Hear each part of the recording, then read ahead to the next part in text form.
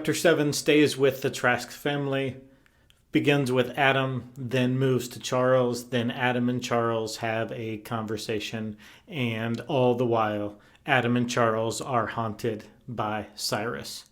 We learned back in Chapter 3 that Adam was born in 1862. Now it is 1890. So he enlisted in the military as soon as possible, served 5 years in the military, then didn't know what to do with himself and re-enlisted to defy the command of his father to go to West Point. He re-enlisted, and now it's 10 years later, and it's 1890, and he wanders around the country from 1890 to 1893. So in terms of Adam, that puts him at just about ages 28 to 31 in this chapter. And of course, Charles is a year younger, so around the ages of 27 and 30 for this chapter. Speaking of wandering, this is obviously a somewhat retelling or inspired by the stories of Cain and Abel. But here in this chapter, it's a little bit ironic. Adam is the one wandering around like Cain in the end of Genesis 4. Adam is the one wandering around. In the previous chapter, we saw that Charles wasn't doing that well at life, but the one thing that was undeniable as the farm had never looked better. So Charles did a better job than Cyrus ever did at keeping that farm, and the townsfolk recognized that that was the case. So a little bit of reverse roles here just to make it interesting. Steinbeck switches it up on us. Adam is the vagrant, the doing nothing person, and Charles is the one doing the work. So why is Adam wandering around? Well, we're not told, but if you read closely, it says that it's a time of peace, it's a time of enjoyment. So Adam isn't miserable, he is discovering himself, and he certainly doesn't want to go home. And so Adam wanders around like Cain, and he's eventually arrested for being a vagrant. Then as soon as he's out 6 months later, he's rearrested for being a vagrant. So it says that his time in prison, he reduces his personality to a minus. And this is a shout out to a couple things. First of all, it's a shout out to this is exactly how Adam lived with both his brother and his father in the childhood mentioned in chapter 3. He tried not to get noticed.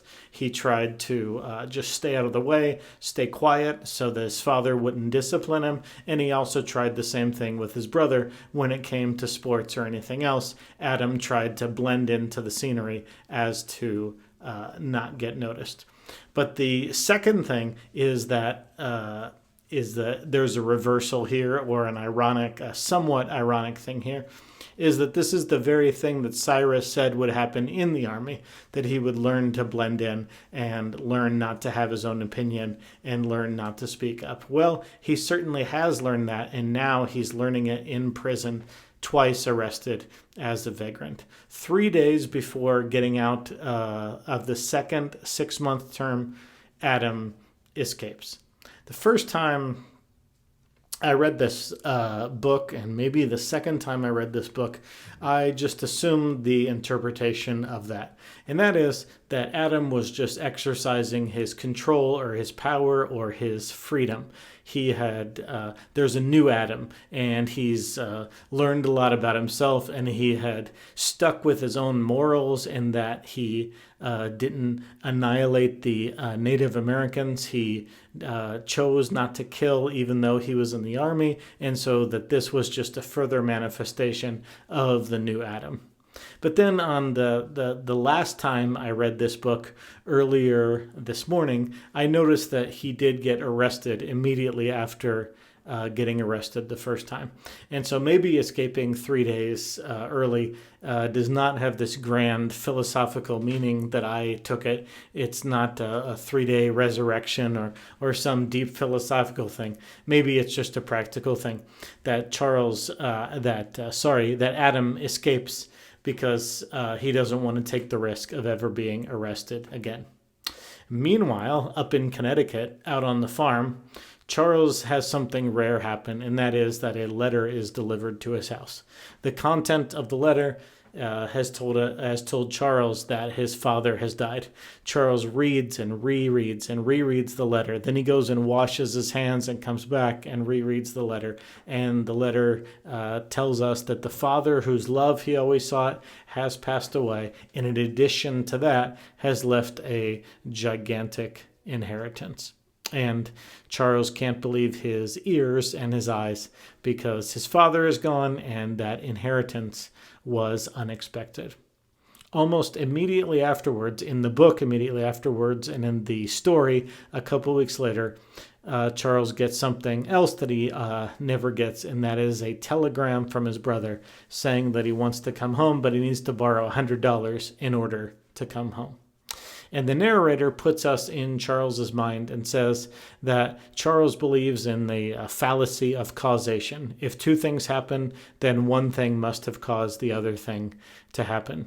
And he also believes that causation fallacy means that a third thing is coming. And so Charles has put two events together in his mind. His father passing away and leaving them the inheritance, along with Adam coming home almost immediately, means that one thing caused the other thing, and that a third thing is on its way. Well, in a little bit of foreshadowing, I think 2 chapters from now, something will end up on Charles and Adam's doorstep. And so Charles might be philosophically wrong, but it happens to be true in this case that the letter, the telegram, and then a third thing will show up, even if you could argue that they don't cause each other. Charles is a bit right. Anyway, Adam gets home and immediately a conversation ensues about a couple things. The mark on Charles's forehead, he is self-conscious about it. He mentions it.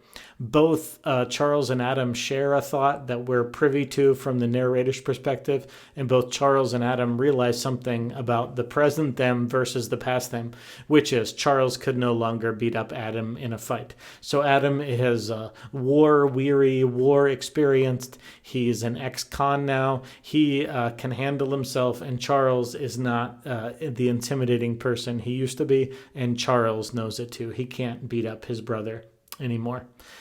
So Charles is obsessed with messages from supernatural messages from their father or perhaps his mother.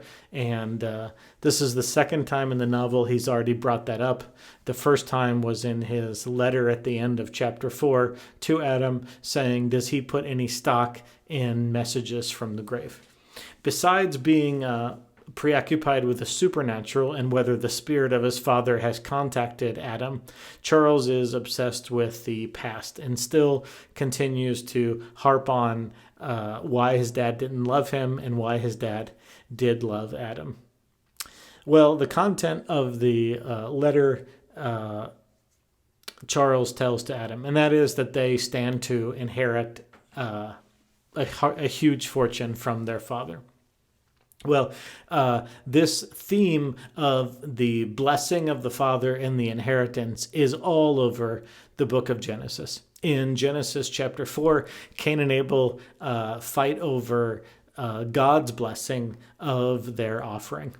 Then in the Noah episode, at the end of his life, Noah curses and blesses his sons Shem, Ham, and Japheth. He blesses Shem and Japheth because they treated him respectfully when he was drunk and naked, and he curses Ham for how he treated him when he was naked.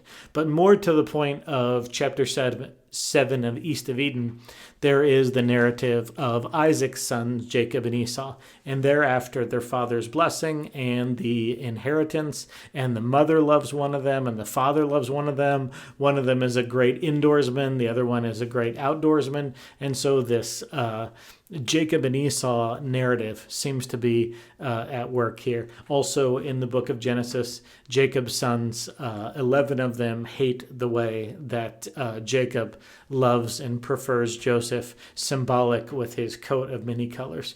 And so Charles and Adam are hashing that out. And so Charles has discovered through research that his father was not at all who he claimed to be. He couldn't possibly have been at all those battles that he implied that he was at.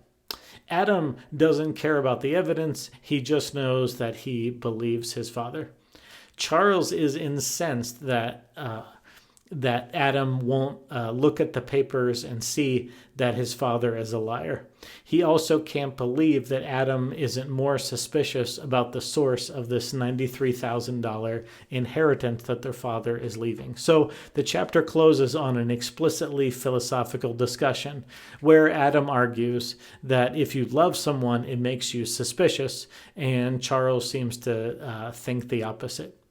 So Adam muses that when you love a woman, you're more suspicious of her. Now, what's funny about that is in the previous chapter, when Adam is in Washington and he sees how strangers treat his father with respect and dignity and military honor, at least, he thinks to himself, what a joke it is, because he knows his father is a giant phony. But here in this chapter, he believes his father. And spoiler alert, I guess, just a little bit.